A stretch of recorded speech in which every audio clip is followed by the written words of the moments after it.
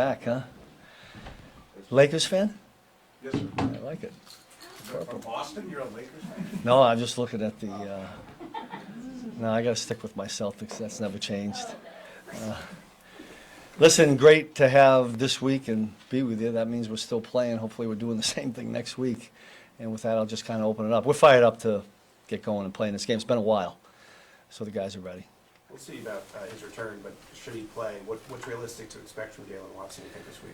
Yeah, so he's been out there a little, we had last week those couple of practices. He had yesterday, because yesterday was a no helmets practice, which is a little bit different. Him and I spoke this morning. I think these next 2 days will be really important because hopefully we're going to get outside here. We'll have helmets and at least shells on. He needs to get up to the speed of the game, and it's not regular season speed, right? It's playoff speed. So we'll see where we're at and make a good decision at the end of the week. You mentioned it's been a while.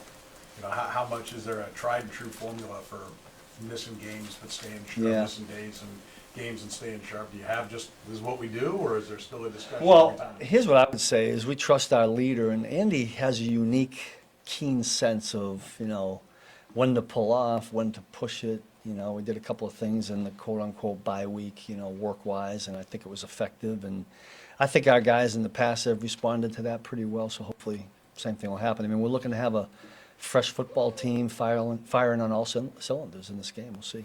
Just considering how effective Nico Collins has been, how fortunate are you to have a Trent and, the kind of quarterback to counteract that? Yeah, I mean, that'll, we'll try to work that. It won't always work that way. I mean, they're pretty smart. They move guys around.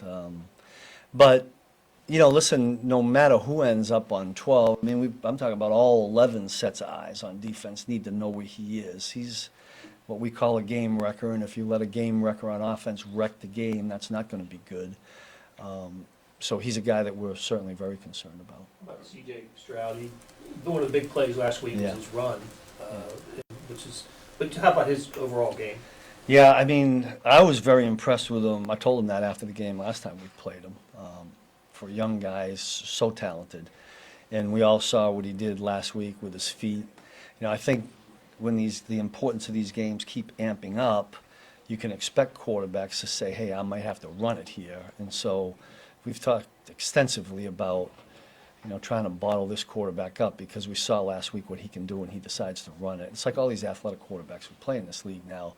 It brings a whole nother dimension, and you got to figure out ways to, whether you commit one guy to the quarterback, turn 3 loose, however you do it, you got to have ways to do it. Now, with that being said, we got to get him in those situations. I mean, it's first and second down, and they're on schedule.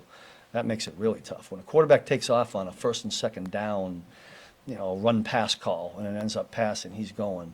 That's challenging. The first time around, you were headed into 3 games in 11 days. It was a short week by 1 day. You played on a Saturday. Does that, looking now that we're not looking at any secrets of what you're prepping for the next, were you having to prep the next couple of games as well? Did it take away from your Houston prep? You mean when we played them? Yeah, you were starting that stretch of 3 and 11 days. No, I tell you, the way I remember it, it all goes like this on me. But it's just we didn't get ahead. We planned on that, but like I'm gonna say. A month, way earlier, the bye week, somewhere else that Andy and I were talking about. Did we have a Sunday to Monday game? Maybe something where there might have been an extra half a day, and I remember doing a little bit of work because of that, but not during that particular week. On Stroud, he's a young quarterback, but he's already won a couple of postseason games. How long does someone have to be in the league and prove things before they kind of have a rep for whatever? They don't call him a rookie anymore. Yeah. They call him I don't know. He won a playoff game last year and this year, right? I mean, that's some playoff experience. I mean, I'm sure they feel really good about the way their offense is rolling right now. I mean, that's the only thing I have my eyes on. And I see a confident team now. I know that after us, they had a little bit of a lull. I think a couple games. They played Baltimore, and then they had the one game at the end. But coming off of that win last week and the way they played, I would imagine there's going to be a confident group coming in here. You guys did a decent enough job against Mixon, not hurting you in that game. How Yeah. much is he a key? Well, he's always going to be a key. I mean, anytime you can get ahead, that helps, right? Because we're trying to get him one-dimensional. I mean, that's just defensive football. When this team is able to go run or pass, I think they're really challenging because the running back is who he is. And it's going to begin with us. We're always talking about the quarterback, we're talking about the wide receiver, but if we don't stop them from handing the ball off and running the football, it's going to be a long day. So that'll be focus number one. Last two right here, go ahead, Trent. Steve, I know there's, I'm sorry, sir. Oh, good. It Sure. has no bearing on this game, obviously, but it's a momentous thing in franchise history, coming back from that 24-0 deficit to the Texans. Back, yeah. And I just wonder what you'll remember from that game. And Yeah. Boy, that was the first playoff game in 2019. yeah, it was your first playoff game Yeah. here, I think. Yeah. I just remember bang, bang, bang, and it was like we got none, and it ended up 24, right?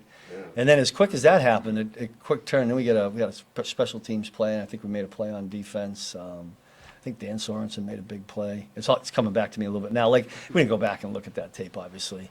But I mean, that builds confidence. I mean, the one thing, I've said this before in a number of these, that the one thing from a defensive standpoint, if you're part of the defense for the Kansas City Chiefs, is you have extreme confidence in the quarterback that we end up putting out there to, whether if we're ahead to extend the lead or whether we're behind, he can get us back in it. So I'm sure that day just built that confidence, which is more. Your name's obviously, and I know you addressed this last time, talking about head coaching positions and everything out there. Yeah.